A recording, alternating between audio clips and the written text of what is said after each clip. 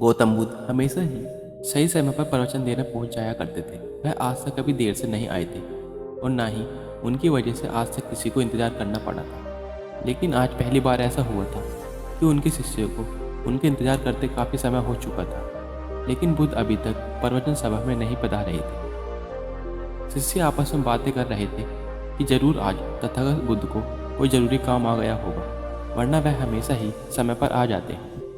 शिष्य यह बातें कर ही रहे थे कि तभी अचानक गौतम बुद्ध अपने हाथ में कमल का एक फूल लिए वहां आ पहुंचे और एक पेड़ के नीचे लगे आसन पर आकर बैठ गए। आश्रम में करीब 500 शिष्य थे जो उनका प्रवचन सुनने के लिए बुद्ध का इंतजार कर रहे थे।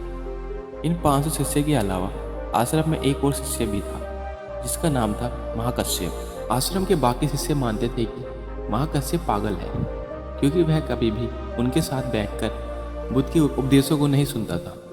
उसने आज तक कभी ध्यान भी नहीं किया था और ना ही कभी ध्यान करने का प्रयास किया था। वह बस पूरे दिन चुपचाप किसी पागल की तरह आश्रम के एक पेड़ के नीचे बैठा रहता था। ना ही उसके पास कोई बात करने आता और ना ही वह किसी से बात करता। जब उसका मन करता तो आसपास के गांव में जाकर थोड़ी सी भिक्षा मांग लेता और भिक्षा में जो कुछ भी मिलता उसे खाकर उसी पेड़ के नीचे फिर बैठ जाता। वह बस पूरे दिन आश्रम के पेड़ पौधे, आसपास बिखरे पत्ते, घास और आश्रम में जाते जाते भिक्षुओं को ध्यान से देखा करता था। सभी का विश्वास था कि वह एक धार्मिक इंसान नहीं है। आश्रम में रहने वाले सभी भिक्षुओं का मानना था कि वह एक पागल और मूर्ख इंसान है जिसे कोई भी कुछ नहीं सिखा सकता था। तो आज के दिन गौतम बुद्ध आए और आकर्षक में बैठ गए। बैठते ही उन्होंने अपने हाथ में लिए कमल के फूल को देखना शुरू कर दिया। शिष्य इंतजार कर रहे थे कि बुद्ध कुछ बोलेंगे, लेकिन बुद्ध कुछ भी नहीं बोले। वह बस उस कमल के फूल को ध्यान से देखते रहे। बुद्ध उस कमल के फूल को देखने में इतने खो गए, इतना ध्यान मगन हो गए, कई मिनट घंटों में बदल गए, उन्हें पता ही नहीं चला। कई घंटे गुजर चुके थे, लेकिन बुद्ध ने एक शब्द भी नहीं कहा। वह बस उस कमल के फूल को देखते जा रहे थे। वहां बैठे 500 शिष्य के अंदर जोरों की बेचैनी मचने लगी थी। सभी इंतजार करते करते परेशान हो चुके थे। तभी अचानक वहां बैठे भिक्षु को पीछे से किसी के जोर से हंसने की आवाज़ आई। उन्होंने पीछे मुड़कर देखा तो उनके आश्चर्य का ठिकाना नहीं रहा। महाकश्यप बुद्ध की तरफ देखकर जोर जोर से हंस रहा था।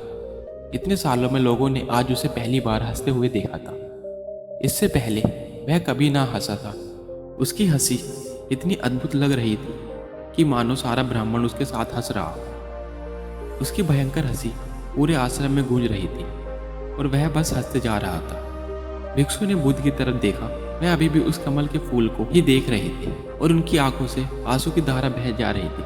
थोड़ी देर बाद महाकश्यप ने हंसना बंद कर दिया। उसके बाद बुद्ध ने अपनी नज़र कमल के फूल से हटाई और वहां बैठे भिक्षुओं की तरफ देखकर कहा, मैं जो कुछ भी तुम्हें शब्दों के माध्यम से दे सकता था, मैंने वह सब कुछ तुम्हें दे दिया। लेकिन जो शब्दों के माध्यम से नहीं दे सकता था, वह मैंने महाकश्यप को दे दिया। और यहाँ से शुरुआत होती है जैन की। जैन एक संस्कृत का शब्द है जिसका मतलब होता है ध्यान। गौतम बुद्ध ने दुनिया को ध्यान सिखाया और फिर बौद्ध धर्म इस ध्यान को चाइना ले गए, जहाँ इसे जिन कहा जाने लगा। फिर चाइना से होते हुए यह जिन परंपरा जापान, कोरिया और दक्षिण पूर्व एशिया के कई देशों में फैल गई। जिन आत्मज्ञान प्राप्त करने का एक बहुत ही अजीब लेकिन अद्भुत तरीका है, क्योंकि इसमें किसी भी तरह की कोई बाधा, कोई बंधन नहीं है। क्योंकि इस परंपरा का ना तो कोई निश्चित विज्ञान है, ना कोई शिक्षाएं, ना कोई ग्रंथ है और ना ही कोई निश्चित अभ्यास करने की विधि। बस आपको अपनी आंखें बंद करके बैठ जाना है और इंतजार करना है। फिर यह घटना आज नहीं तो कल आपके अंदर घटी जाएगी।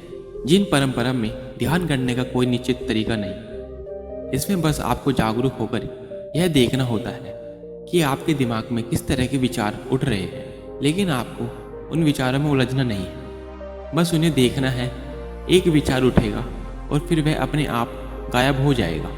बस आपको उन्हें पूरी जागरूकता के साथ देखते रहना है। जब आपके मन में उठने वाले किसी एक विचार का निरीक्षण पूरी जागरूकता के साथ करते हैं और फिर जब वह विचार आपके मन से गायब हो जाता है और आप दूसरे विचार के निरीक्षण के लिए तैयार होते हैं, तो आप पाएंगे कि दूसरा विचार उतनी तेजी और जल्दी से नहीं उठता।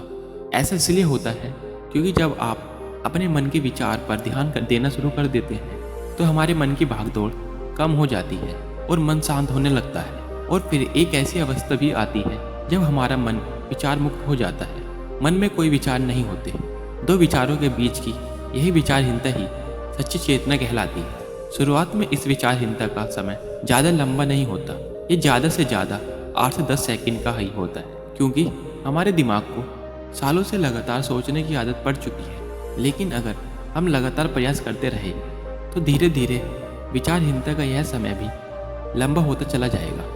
और यह समय जितना लंबा होगा उतना ही हम जिनको समझ पाएंगे और उतना ही हम ध्यान को समझ पाएंगे और उतना ही हम खुद के और करीब होते चले जाएंगे। आशा करता हूँ आपको ये कहानी पसंद आई होगी।